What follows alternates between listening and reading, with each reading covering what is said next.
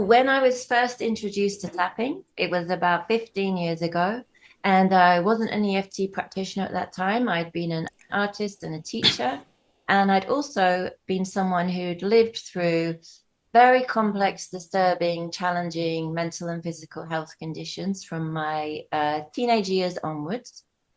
I had worked with somebody who did EMDR, and when I was having a particularly difficult time, I was in my third nervous breakdown, and at this point, my partner and I were really considering hospitalization because it was a lot of caretaking.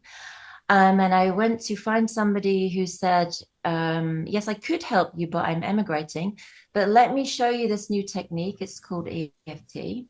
And there wasn't any direction to use words. It was just the tapping points. And I was so desperate that I did pick it up and I started to tap. And I was just astonished because for the first time, something apart from drugs, smoking, cutting, or alcohol helped me have an awareness of where I was in space and time, have a feeling of safety, which was only small at the beginning in my body. And that began to build. And I was so intrigued that I went and did EFT training. But the EFT training is using words, going to specific events and experiences. And I could not do that. Even the very thought of that just shot me right up into the highest possible red.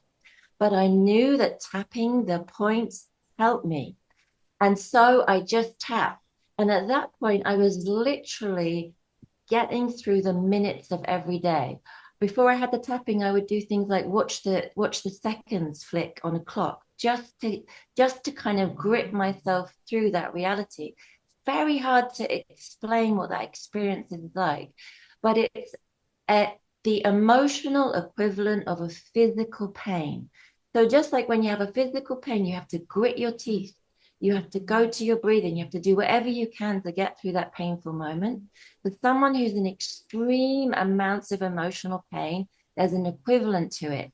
And something about this I could tell was helping me to get through those moments. So I just tapped. I would tap when I was walking. I would tap when I was talking to someone. I would tap when I was watching TV. I would tap when I was reading a book.